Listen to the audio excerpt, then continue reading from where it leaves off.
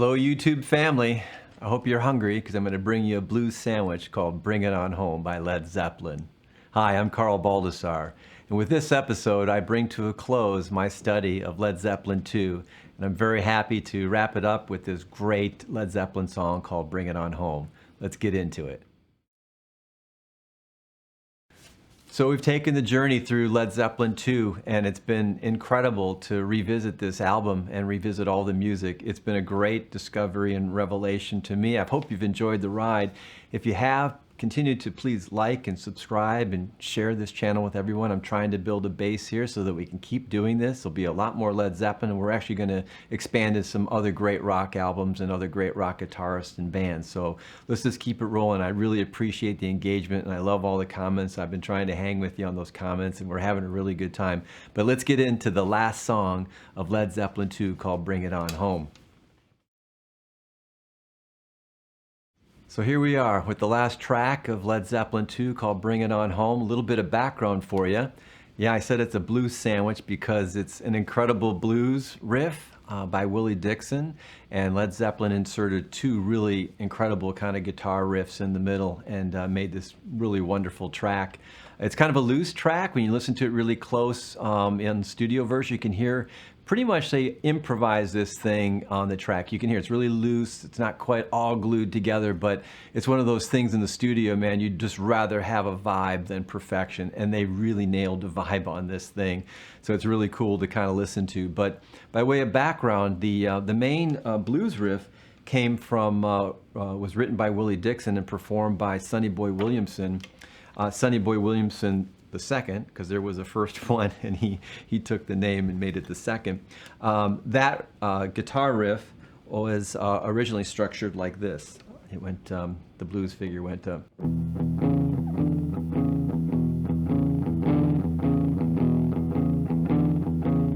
I mean, the sort of bedrock of blues riffs.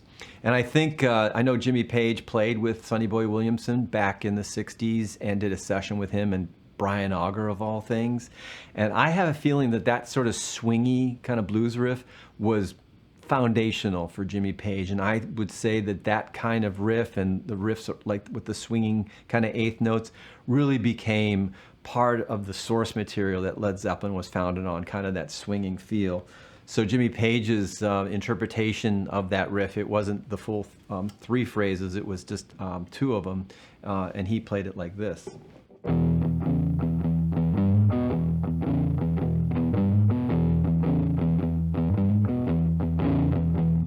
And the key to that, getting that right, is remember, this is some traveling music. It's about a train, and I think if you want to play that blues figure right, you want to just kind of keep the rhythm chugging along, and then you add kind of the fill and the accent to it. So think about it in this way, that you're going to play the riff, the blues kind of shuffle this way. You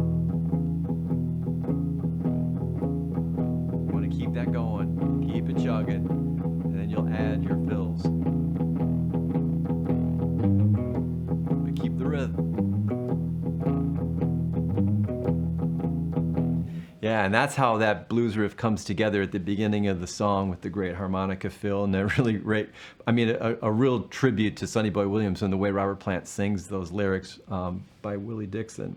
The track then, I think the Sonny Boy Williamson track was recorded in '63, it was released in '66, and then Zeppelin did their version of Bring It On Home in 1969. But they used that as sort of a launching point for what became one of the great riffs on the album. And you know it well. The opening riff starts like this.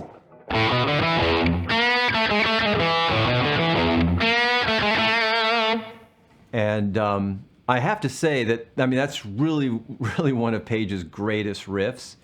But I'll tell you, probably the greatest riff in the song is the two snare drum hits by John Bonham. I don't think anybody has said more with less than that ba-da-da-da-dum, da-da. I mean, what would the song be without that ba-da-da-ba-dum? I mean, I don't think it would have the same sort of launch that it had without that. So kudos to Bonham for that incredible, efficient little riff that he added to it.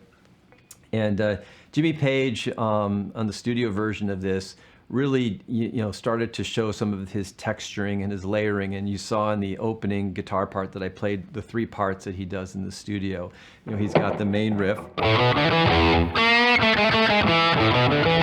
He does it doubling it. Then he adds an octave to it.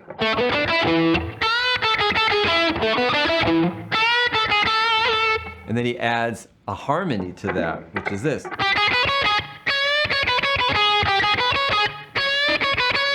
So he has all those 3 layers going together, which is really 4 because he's double tracking the lower part, and you get this massive wallop of guitar and band that comes in together, and it's really quite extraordinary.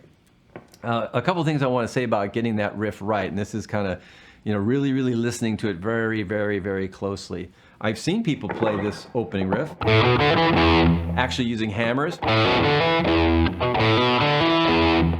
It's picked all the way.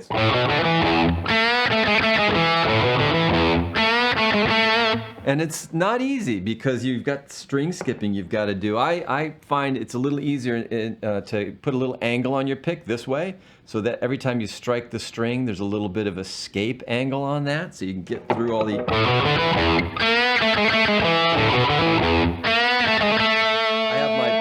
My pick angle's kind of like that, which really helps me kind of get every note really crisply. The other thing that if you really want to play it like Jimmy Page is to make sure you get the expression in there on the bend and the vibrato. So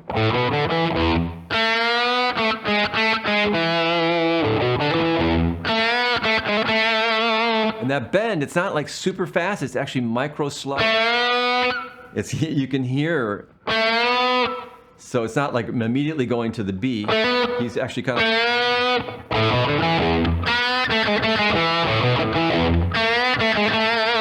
He's got a little bit of kind of droopiness in there, and then he adds the vibratos. He's putting it, so it's all happening so fast, but those little bits of expression and sort of patience that he has with the riff really gives it its color and its texture. The other thing I noticed on the harmony riff that you have a tendency to maybe mishear that is that the harmony comes in on G, not on F sharp.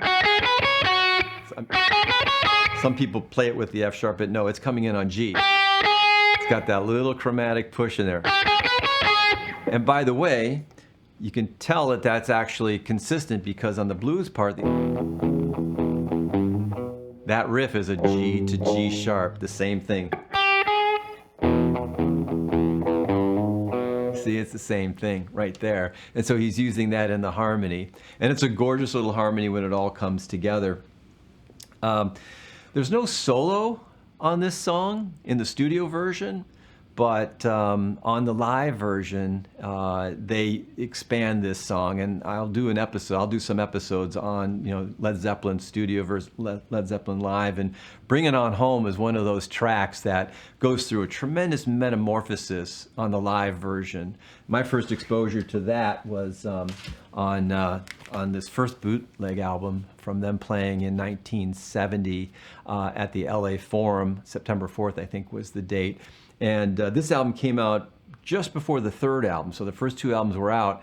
And in fact, the opening track on this album was called From the Midnight Sun. They didn't even know the title of the song was called Immigrant Song. But the people that bootlegged this album called the first track From the Midnight Sun, which kind of amuses me. But I remember hearing this for the first time, this album, and Bring It On Home, starts wrapping up the entire concert. And I was just totally blown away with how they really stretched the song out. And in the middle part, like, there's no solos in the studio, but in the middle part of the live thing, Led Zeppelin just makes it a complete jam for all the members of the band. So, Page is kind of laying some, jam soloing in there, and they all do a call and response. So, like, Page will do something like a...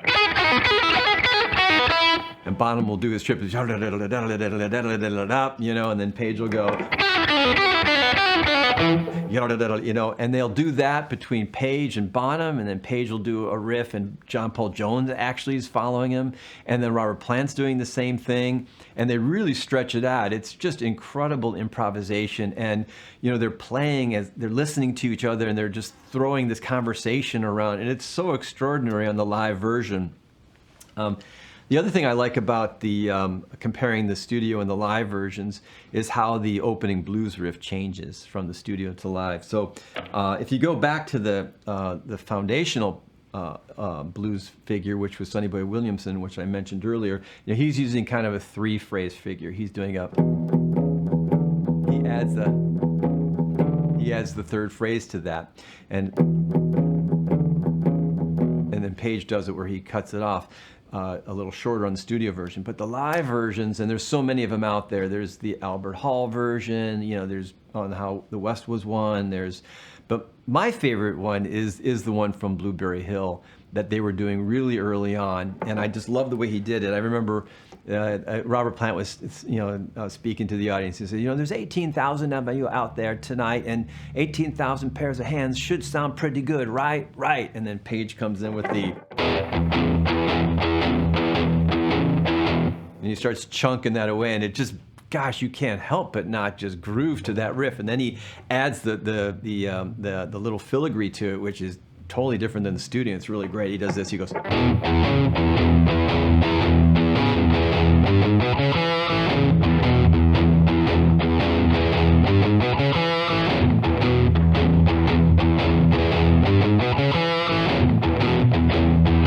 I mean, I could play that all night long, man.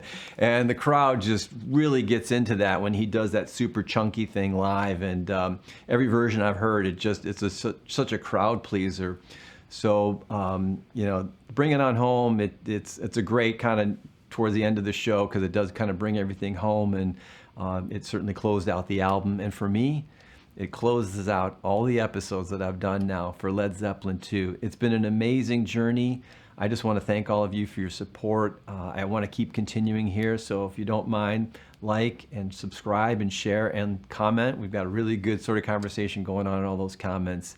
And I'll be bringing you some more music, but for now I'm just going to bring it on home and say thank you. We'll see you again.